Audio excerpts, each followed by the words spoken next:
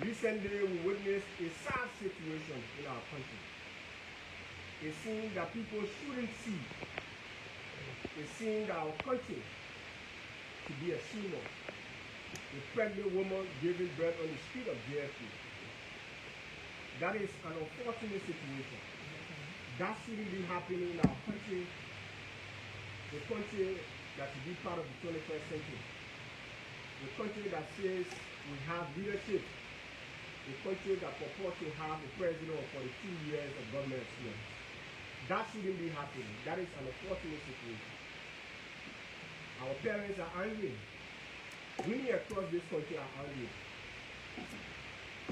That is belittling. It is an unfortunate situation that we see. And therefore we call on the JFK to desist from instituting, to desist from operating, and to desist from carrying out such a draconian regulation. Pregnancy is an emergency situation. Most pregnant women in this country, after 9 months, you do not know when you give birth. So it is an emergency situation that our people should not be turned away because they don't have 65 years to deposit in JFK covers before they can be attended to. The next time such a thing happens, we will not only vibrate the system, we will get on the street and demand a total overhaul of the JFK facility.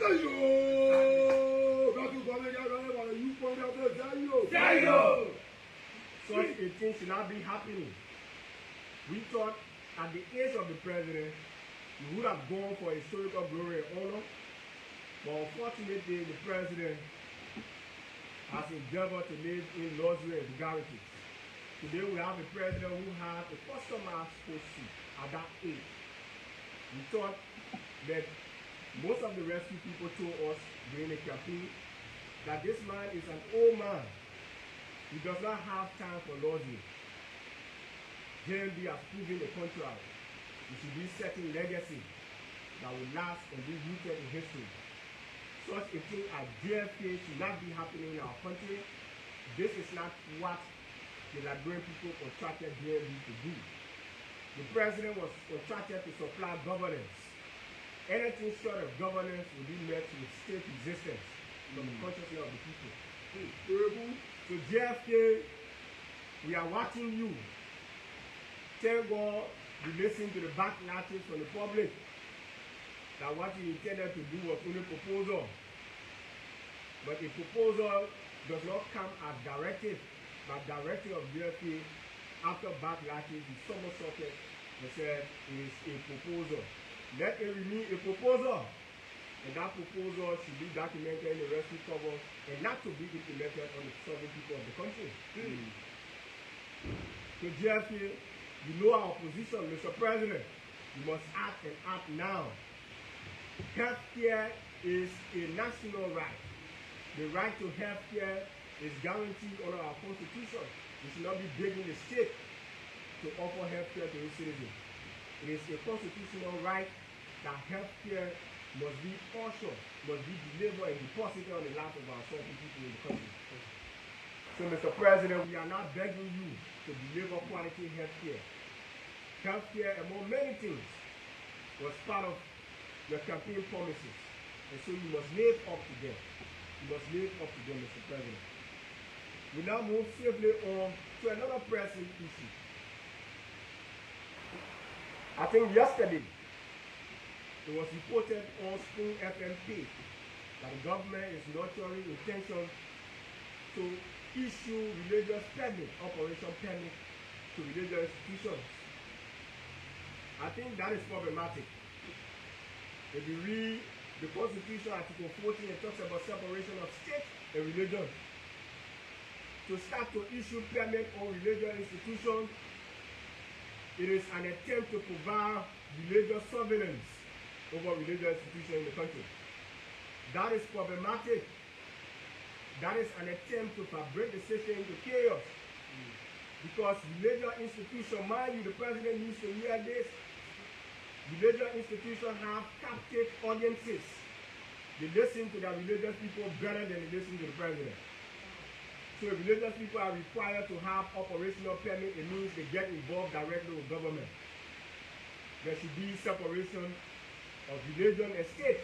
When religious people are paying taxes, when religious people are required to have operational permits, they get involved with government so much so that they demand deliverables. Because religious institutions will start telling you the government needs to pay this bill and my church is paying taxes to government and required to renew permits. What is also fundamental to understand is the fact that when you demand religious permits to operate, those religious leaders that are tough talking on government policy will be denied permits on the basis of politics. Will be denied permits because when you are firebrand and you are upbeat against government policy, government will deny you permits. You don't want that to happen in this country. People can do anything in the name of religion, so the government should be very wary, very reluctant to introduce something that will derail the peace. The president has so much to focus on. The president has so much to focus on. Religious permit, they start blocking foreign direct investment. Religious permit, they start the hindrance to road pavement in the country. There are a lot of struggling graduates and unemployed graduates across the country. These are real things that are confronting the masses of the people in the country. The president should not compound the situation. What is currently happening in status quo is that the president and other people in government will think, look, religious people are doing this. If there are contradictions in society that are oozing out of religious practices, then we must confront those issues. But to compound them to say, we will restrict you and provide religious surveillance. We will restrict you to do X, Y, Z thing. We will give you permit becomes problematic in the country because religious uprising can be far more dangerous and the effect is far more reaching than a political protest. We have seen that in history, witness the crusade, witness jihad.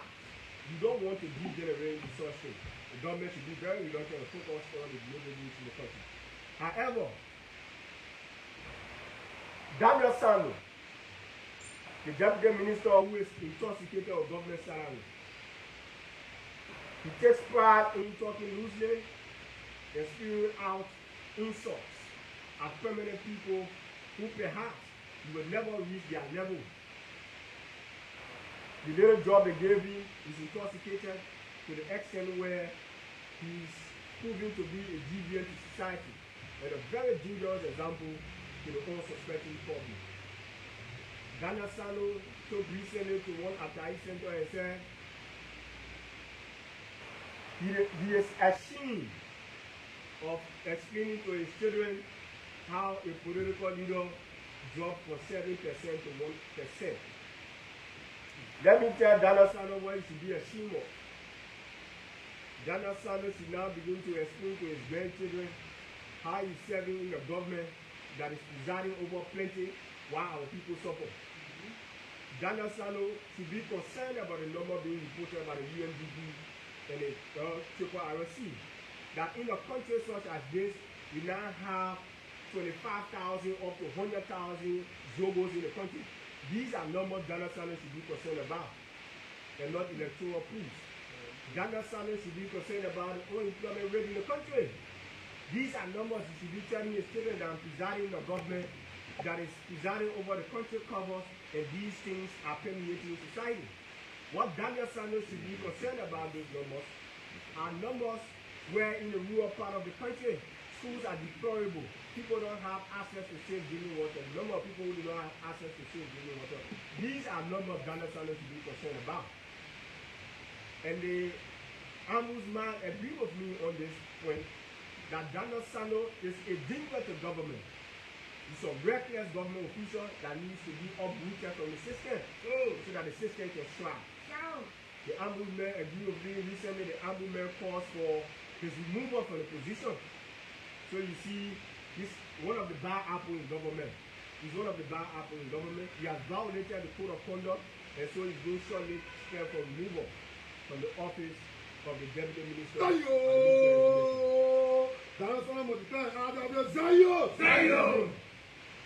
So Daniel Sano, there are too many contradictions in the governance edifice of the country that you must concern yourself about. The president, at the time of the campaign, said children will not be in the streets during school hours. We have more children in the street now during school hours. These are numbers, real numbers that the president and Ghana should be concerned about, not the pools. Because the numbers of Mr. Kumi during the recent election is not stopping foreign direct investment. Those numbers are not stopping unemployment crisis in the country. Those numbers are not preventing the president from building roads. Those numbers are not preventing the president from creating new schemes for market women and single mothers across the country. Those numbers are not stopping the president from improving the facility across the country. Recently, I was in the southeast. It is unfortunate that places with four schools in the southeast should not even be operating as study class. These are real issues that the president should be concerned about. These are numbers, real numbers coming out of the country. Ghana should be concerned about those numbers. Instead, you come and play politics. Look, nobody plays politics with real issues. If the people are hungry, there's no amount of propaganda that Ghana and the information minister, Jeremy Pia, can put out there to suggest that the people's stomachs are filled. When a hungry man is hungry, there's no propaganda that can suggest that the man's stomach is filled. Because these are realities. These are realities. When Patrick Honda generator makes over 3,000 USD and goes to birthday parties and throw about money, these are real issues in the country that Ghana and the next should be concerned about.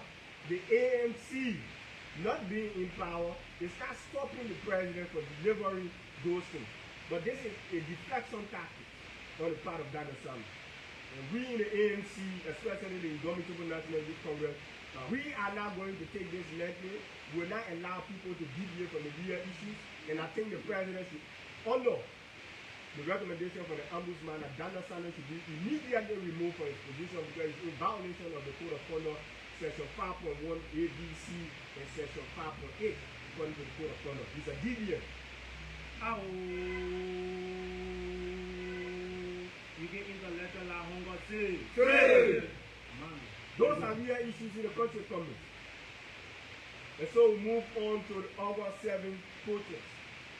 Tomorrow we call on Liberians across the country. We call on our mothers, our sisters, because like I said initially in our press conference on July 31st, we were in school with some of these brothers and sisters.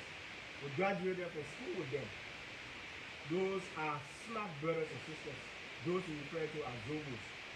They were in school with us. We attended institutions together. Today they are falling victims of the socially condemned life movement. We call them Zogos. These are real issues. The numbers are swelling every day. The Zogos, the ghettos now recruit money to religious people. The Jewish people are not even recruiting them, the Zogos. The ghettos are swelling up. These are real numbers the government is concerned itself about. A whole generation is being lost to drugs, and the president is intellectualizing drugs. You have a misguided deputy minister who talks loosely, ignoring reality and playing politics. This is unacceptable to the masses of the people. It is unacceptable. Our brothers are being lost to drugs. These are real issues that the government is concerned itself about.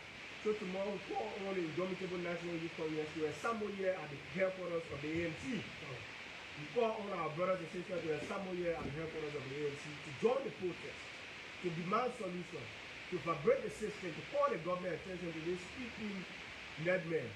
It is a national security concern because when these people degenerate into the slums and ghettos, they become susceptible to manipulation. People easily hire them to orchestrate violence. We do not want that to happen in our country. The president must pay attention. Instead of the president enjoying luxury and comfort in $1.6 million vehicle, we should be concerned about a lost generation that is about to happen in Liberia. The president should be concerned about those of us who graduated from university, unemployed graduates, and struggling degree holders. The president should be concerned about them. How does the president invest in private sector, expand private sector growth? How does the president invest in entrepreneurship? These are real numbers. These are real issues that the president should be concerned about. And we believe in the ANC. Like I gave you this scenario before I close. That you see the motorcyclists, when one motorcyclist is graduating, all of the motorcyclists across the country most often will join in celebration because that is their own. The reason why we are still struggling with attracting investment in the country because the one man suited to attract foreign direct investment has not yet been given the opportunity to sell. Mr. Cummings comes from the corporate world, and for business people to have confidence in doing business in your country, they must trust the leadership in power.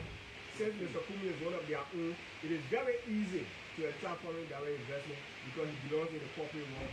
That is his brother. When President Weah was president, it was easier for Samuel Eto'o and Didier Drogba to come here because he came from their ranks and file. So Mr. Cummings came from the ranks and file of the corporate world. It is very easy for him to attract foreign direct investment because mind you, what the public do not understand is that when President Bouhaka goes to Dangote to come and invest in Liberia, Marabio goes to the same Dangote to go and invest in Sierra Leone. Paul Kagame will go to the same Dangote. But what will stand out is the caliber of leadership that will be presented before the investors. So the caliber of leadership Mr. Cummings has intimidated credential in that line. So if the Liberian people want to see growth in the economy, want to see the corporate sector expand in our country, wants to see the middle class develop and muscle up to the upper class, we need to usher in a leadership that will guarantee the necessary corporate investment in our country. Mr. Cummings counts for that when he far, and he alone can ensure that Liberia attract foreign direct investment in the manner and form that we want to see it. Thank you very much. Manda, Thank you very much. You listening to him, members of the press. But before you ask your question, we want to announce to the public that this press conference is going live on the closing argument